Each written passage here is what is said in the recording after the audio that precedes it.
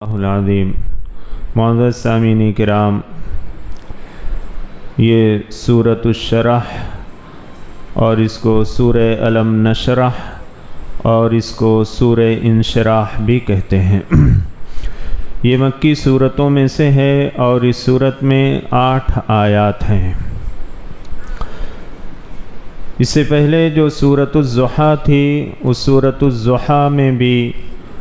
حضور اکرم صلی اللہ علیہ وسلم پر اللہ تعالیٰ کی طرف سے جو انعامات ہوئے تھے اس کا تذکرہ تھا، اور اس سورۃ الشرح یعنی سورہ الم نشرح میں بھی اللہ تعالیٰ نے حضور اکرم صلی اللہ علیہ وسلم پر 3 نعمتوں کا ذکر فرمایا ہے۔ اللہ تعالیٰ فرماتے ہیں الم نشرح لک صدرک، اے پیغمبر صلی اللہ علیہ وسلم، کیا ہم نے آپ کے سینے کو کھول نہیں دیا؟ سینے کو کھولنے سے مراد شرح صدر ہے، اور سینے کا کھلنا ایک ظاہری کے اعتبار سے ہے اور ایک باطنی اعتبار سے ہے۔ حضور اکرم صلی اللہ علیہ وسلم کے سینے مبارک کو ظاہری طور پر بھی چاک کیا گیا اور آپ کے سینے مبارک کو کھولا گیا۔ حضور اکرم صلی اللہ علیہ وسلم کے ابتدائی دور میں جب آپ بچپنے کی حالت میں تھے اور اپنی رضاعی بھائیوں کے ساتھ بکریاں چرانے گئے تھے، اس وقت حضرت جبریل علیہ السلام اور حضرت میکائیل علیہ السلام انسانی شکل میں آئے اور آپ کے سینے مبارک کو چاک کیا اور آپ کے دل کو ایک تشتری کے اندر، تشت کے اندر رکھا، اور خون کے 2 قطرے آپ کے دل پر تھے، اس کو نکال باہر کیا اور فرمایا کہ یہ شیطان کا حصہ ہے۔ اور پھر آپ صلی اللہ علیہ وسلم کے سینے مبارک کو دھویا گیا اور پھر آپ کے سینے مبارک میں اس دل کو پیوست کر دیا گیا۔ یہ ظاہری جو آپ صلی اللہ علیہ وسلم کو شرح صدر ہوا ہے اس کی پہلی شکل تھی۔ دوسرے، آپ صلی اللہ علیہ وسلم کی جب عمر مبارک 10 سال کی ہوئی تو دوبارہ آپ کے سینے کو چاک کیا گیا اور آپ کے سینے کو اور آپ کے دل کو ایک تشت میں رکھا گیا اور برف کے پانی سے اس کو دھویا گیا۔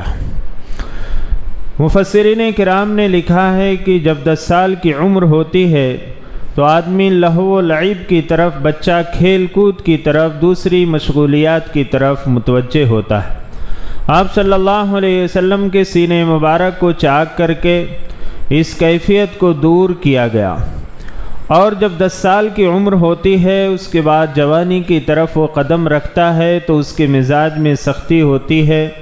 اور گناہ کی طرف اس کا دل مائل ہوتا ہے۔ آپ صلی اللہ علیہ وسلم کے دل کو برف سے دھونے کا مقصد یہی تھا کہ جو گناہ کرنے کی گرمیاں ہوتی ہیں اس کو برف کے ذریعے سے ٹھنڈا کیا جائے۔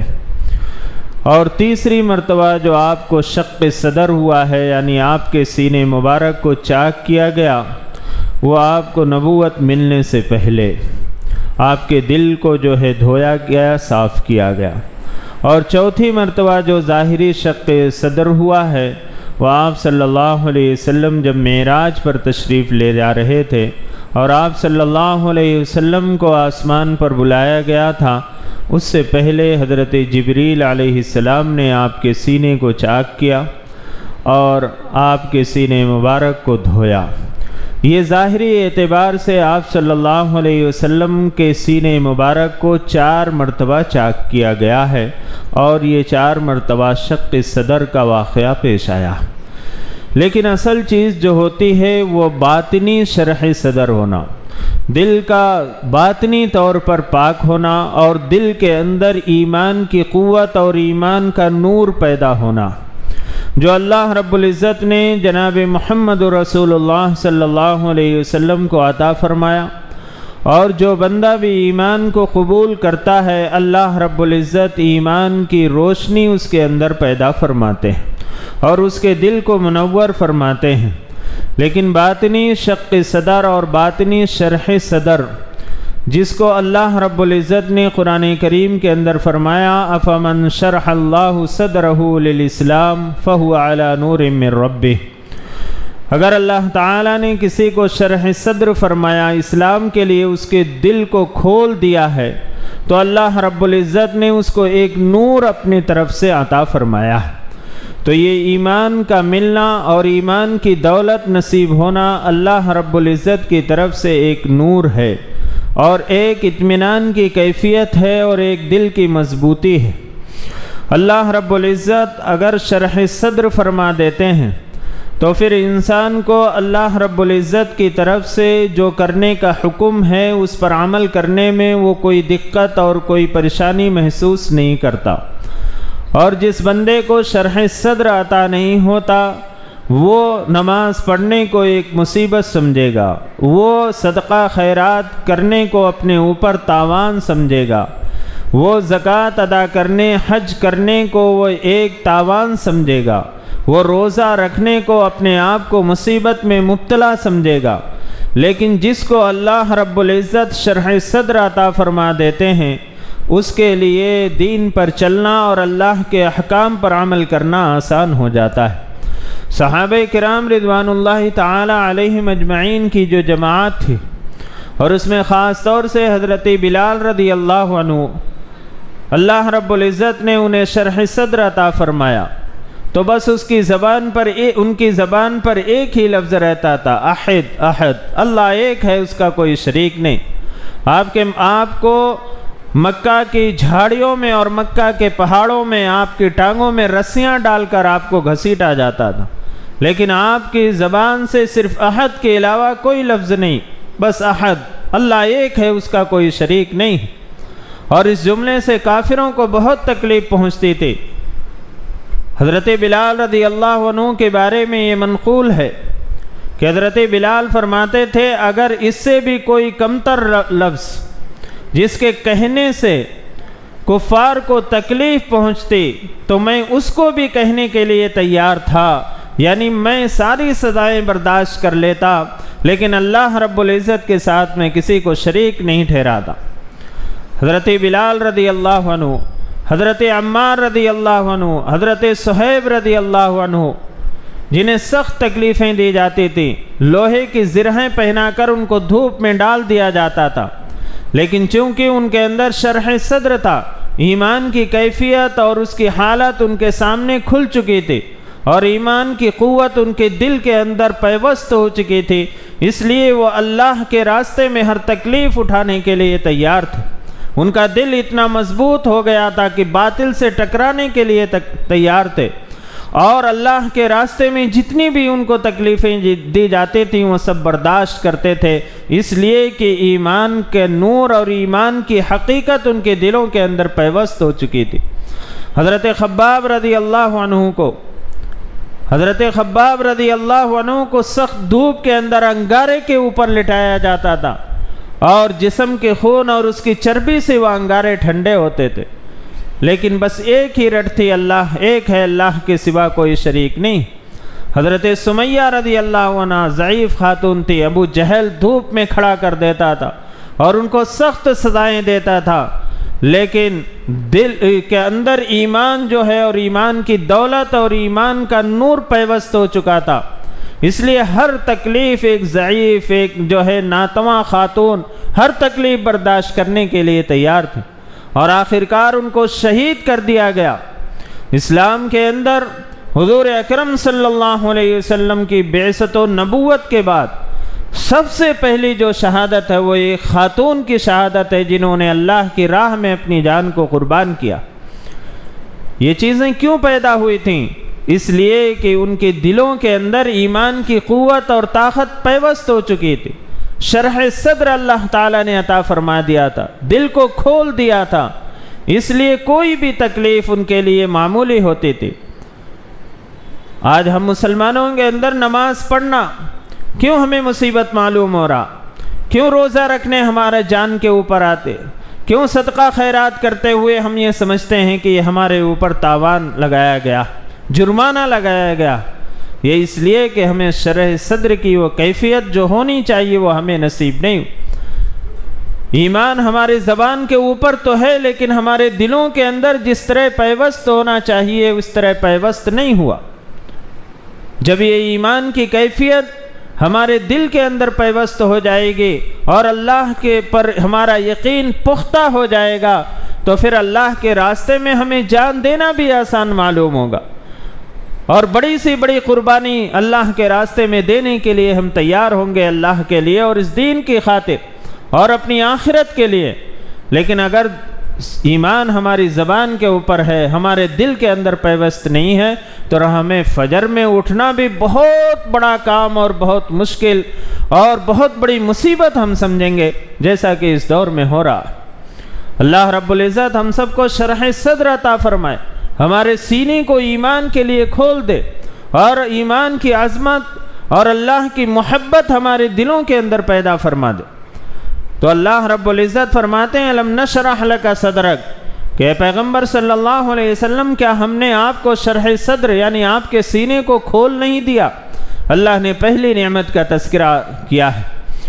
اور یہ شرح صدر کی نعمت کو حضرت موسیٰ علیہ السلام نے اللہ سے فریاد کی تھی، دعا مانگی تھی۔ جب اللہ تعالیٰ نے حکم دیا تھا کہ آپ فرعون کے پاس جائیے، تو حضرت موسیٰ علیہ السلام نے فرمایا رب اشرح لی صدری، کہ میرے رب میرے سینے کو کھول دیجئے، میرے سینے کو کشادہ کر دیجئے، یہ دعا کی تھی۔ لیکن ہمارے اور آپ کے آقا، کائنات کے آقا جناب محمد رسول اللہ صلی اللہ علیہ وسلم کو بغیر مانگے اللہ رب العزت نے یہ شرح صدر عطا فرمایا تھا۔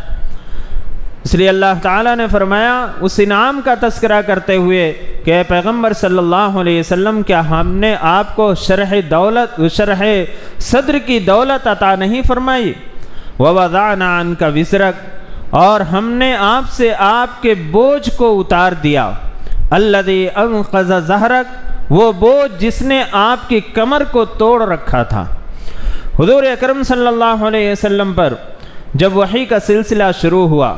تو آپ صلی اللہ علیہ وسلم بہت گھبرائے ہوئے تھے، اور آپ صلی اللہ علیہ وسلم کو یہ حکم تھا کہ اس اللہ کے پیغام کو آپ کو پہنچانا ہے، اور مکہ کی سرزمین میں اور مکہ کے رہنے والے لوگ کس طریقے سے آپ کی مخالفت کرتے تھے، آپ کا قبیلہ اور آپ کا خاندان آپ کا دشمن بنا ہوا تھا، اور آپ کو ہر وقت تکلیف پہنچانے کے در پہ رہتا تھا۔ آپ صلی اللہ علیہ وسلم کے سامنے جب یہ صورتحال تھی تو ایک فطری چیز تھی کہ آپ صلی اللہ علیہ وسلم کے اوپر ذمہ داریوں کا ایک بہت بڑا بوجھ تھا۔ ایک تو وحی کا سلسلہ شروع ہوا جس سے آپ گھبرائے ہوئے تھے، اور پھر دوسرے اس پیغام کو ان لوگوں تک پہنچانا ہے جو آپ کی جان کے دشمن بنے ہوئے تھے، جو قدم قدم پر آپ کی سخت مخالفت کر رہے تھے اور نعوذ باللہ آپ کو ہلاک کرنے کی کوشش کر رہے تھے۔ ایسی صورت میں اللہ رب العزت نے آپ کے اوپر یہ انعام فرمایا کہ آپ کو ہمت دے، آپ کو قوت دے، اور آپ کو وہ حکمت عطا فرمائی جو اللہ رب العزت نے کسی کو ایسی حکمت عطا نہیں فرمائی تھی۔ اور پھر آپ کی مدد جو ہے آپ کے جانثار صحابہ کے ذریعے سے آپ کی فرمائی کہ آپ کے جانثار صحابہ آپ کی خاطر جان دینے کے لیے ہر وقت تیار رہتے تھے، یا آپ صلی اللہ علیہ وسلم کے اوپر معمولی سے بھی خراش نہ آئے، آپ صلی اللہ علیہ وسلم کے مقابلے میں ہم اپنی جان دینے کے لیے تیار۔ اللہ رب العزت نے فرمایا کہ ہم نے آپ کے اوپر سے آپ کا وہ بوجھ اتار دیا جس بوجھ نے آپ کی کمر کو توڑ رکھا تھا، جس سے آپ جو ہے سخت پریشانی کے اندر بظاہر مبتلا تھے کہ کیسے ہوگا، کس طریقے سے اس پیغام کو پہنچایا جائے گا۔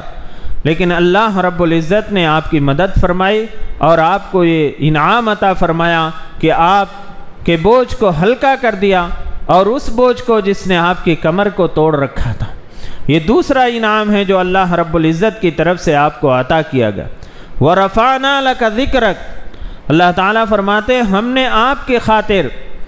آپ کے ذکر کو بلند کیا۔ آپ صلی اللہ علیہ وسلم کا ذکر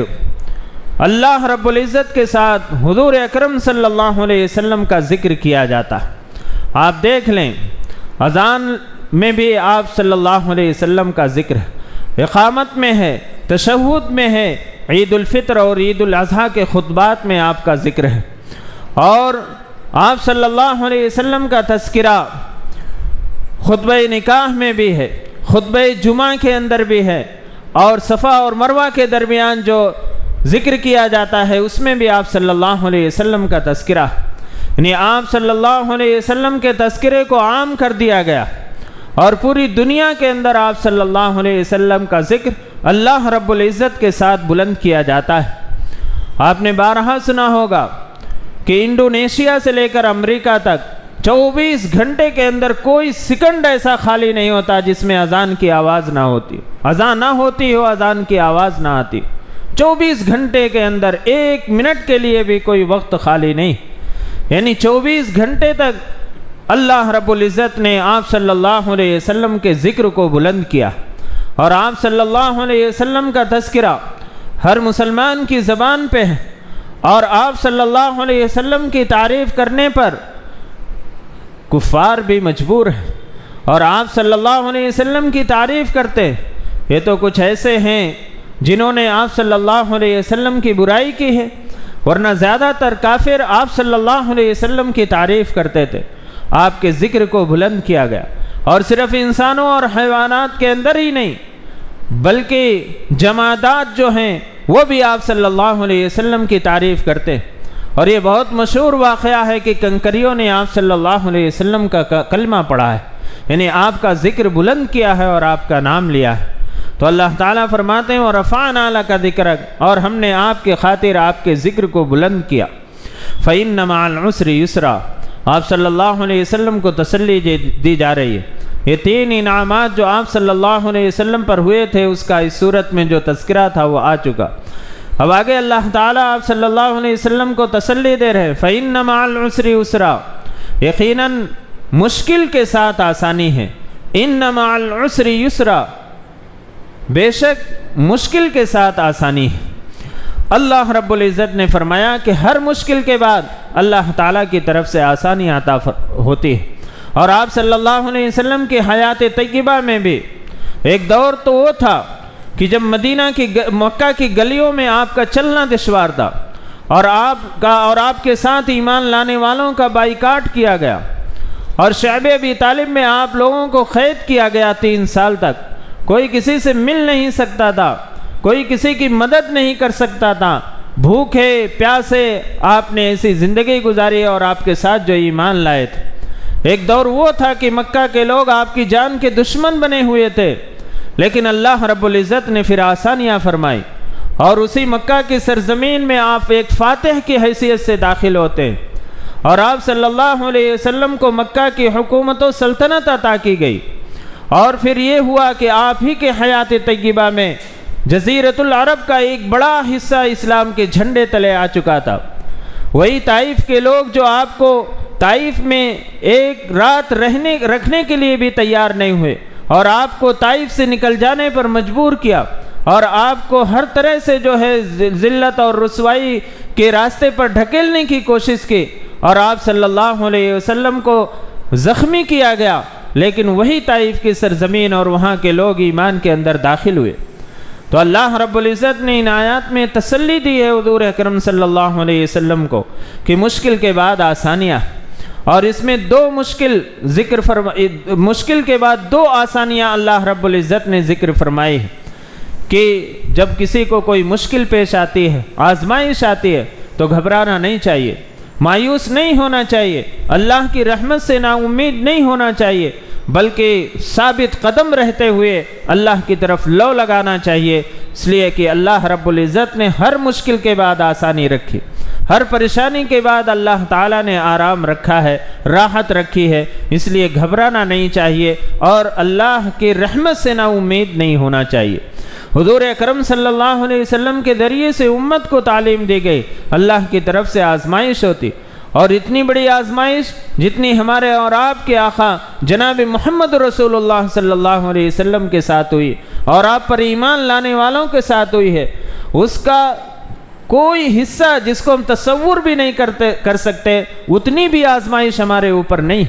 لیکن ہم گھبرا جاتے ہیں۔ اللہ کی رحمت سے مایوس اور نا امید ہو جاتے اور ہماری زبان سے نا امیدی کے کلمے اور الفاظ نکلنے لگتے ہیں۔ اللہ رب العزت نے تسلی دی ہے کہ ہر مشکل کے بعد آسانی ہے، اس لیے گھبرانا نہیں۔ مشکل اور آزمائش اللہ ہی کی طرف سے آتے ہیں اور اللہ ہی اس کو ختم کرنے والے، اس مشکل اور پریشانی کو اللہ ہی راحت اور آرام کے اندر تبدیل کرنے والے۔ بس یہ ہے کہ اللہ سے لو لگانا چاہیے، اللہ کی طرف رجوع ہونا چاہیے۔ فَإِذَا فَرَغْتَ فَانْصَبْ۔ اب جناب محمد رسول اللہ صلی اللہ علیہ وسلم کو یہ حکم دیا جا رہا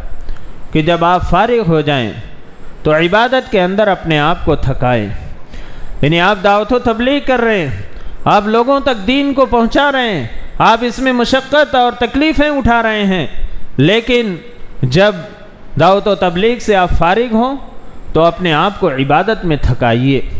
یعنی اتنی عبادت کیجیے آپ کہ آپ جو ہے تھک جائیں عبادت کرتے کرتے۔ یہ کس کو حکم دیا جا رہا؟ ہمارے اور آپ کے آقا جناب محمد رسول اللہ صلی اللہ علیہ وسلم کو۔ اور آپ صلی اللہ علیہ وسلم کے ذریعے سے امت کو یہ تعلیم دی گئی ہے۔ بعض لوگ کچھ دینی کاموں کے اندر لگے رہتے ہیں اور اس لگنے کی وجہ سے دوسرے دین کے کاموں کو، دوسری عبادات کو وہ چھوڑ دیتے ہیں۔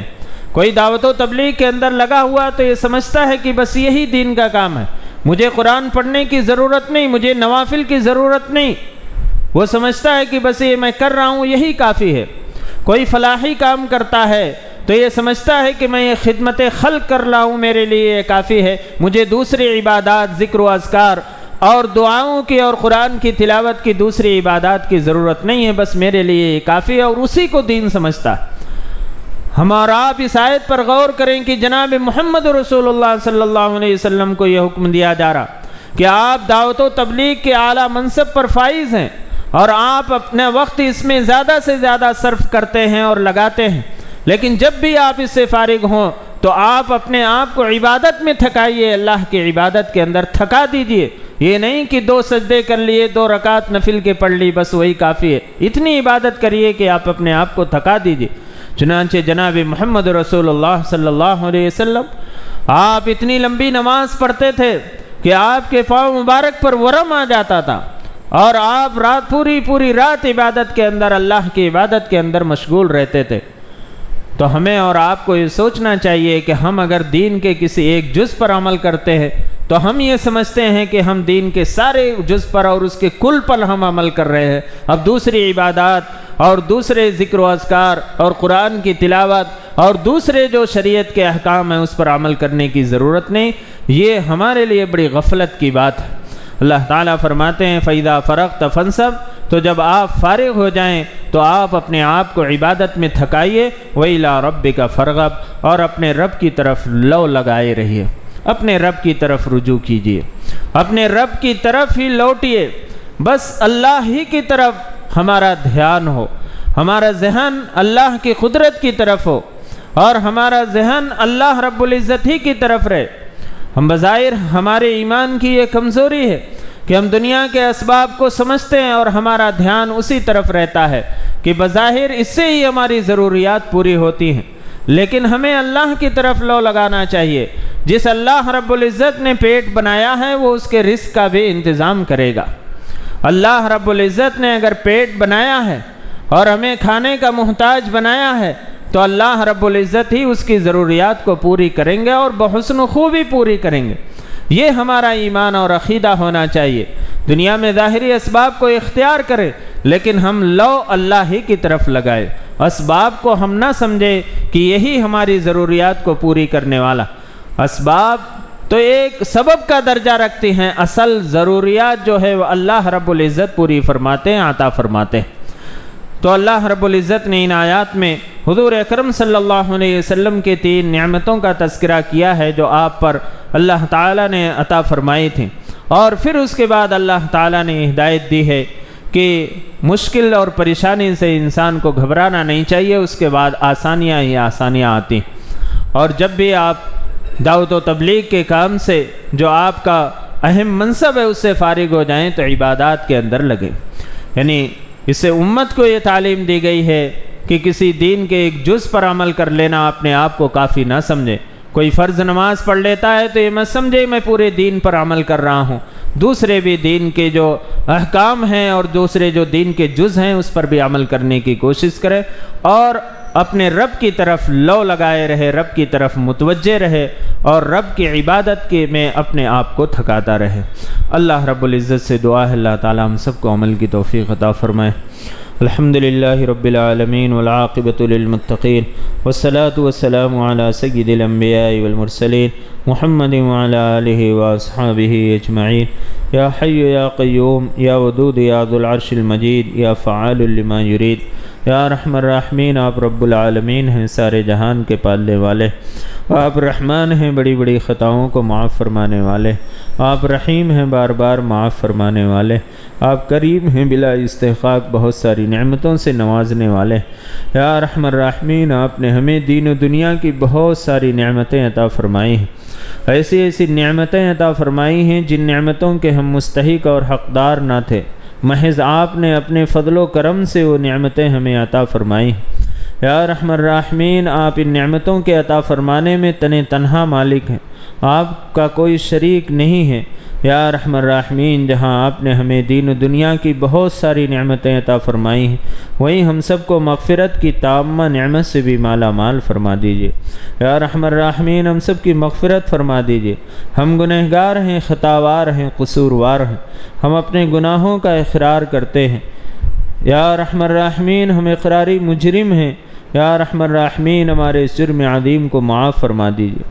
یا ارحم الراحمین، ہم سب کو گناہوں سے پاک اور صاف کر دیجیے۔ یا ارحم الراحمین، ہم اپنے گناہوں سے توبہ کرتے ہیں، ہماری توبہ کو قبول فرما لیجیے۔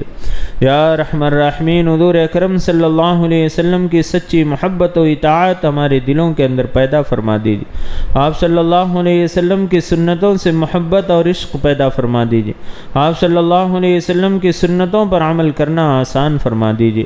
یا ارحم الراحمین، جو بیمار ہیں انہیں شفائے کاملہ عاجلہ دائمہ مستمرہ عطا فرمائی، جو پریشان حال ہے ان کی پریشانیوں کو دور فرما دیجیے، جو ضرورت مند ہیں ان کے جائز ضرورتوں کی تکمیل فرما دیجیے، جو مقروض ہیں ان کے قرضوں کی ادائیگی کے اسباب غیب سے مہیا فرما دیجیے۔ یا ارحم الراحمین، جو نوجوان بچے اعلیٰ تعلیم کے لیے کوششیں کر رہے ہیں، یا ارحم الراحمین ان کی کوششوں میں کامیابی عطا فرمائیے۔ یا ارحم الراحمین، جن گھروں کے اندر نوجوان بچے بچیاں ہیں جو نکاح کی عمروں کو پہنچ چکے ہیں، یا ارحم الراحمین ان کے لیے مناسب شرعی جوڑے کا انتظام فرما دیجیے۔ یا ارحم الراحمین، ہمارے عزیز و قارب، ہمارے وہ رشتہ دار جو اس دنیا سے رخصت ہو گئے، یا ارحم الراحمین ان سبوں کی مغفرت فرما دیجیے، امت مسلمہ کے تمام مرحومین کی مغفرت فرما دیجیے۔ یا ارحم الراحمین، جب تک زندگی عطا فرمائیے، ایمان اور عمل صالح پر قائم اور دائم رکھیے، اور جب اس دنیا سے جانے کا وقت آئے ہم سب کا خاتمہ اکمل ایمان پر نصیب فرمائیے۔ یا ارحم الراحمین، حضور اکرم صلی اللہ علیہ وسلم کے صدقے طفیل ہماری دعاؤں کو قبول و منظور فرما لیجیے۔ ربنا تقبل منا انک انت السمیع العلیم وتب علینا انک انت التواب الرحیم برحمتک یا ارحم الراحمین۔ الحمدللہ۔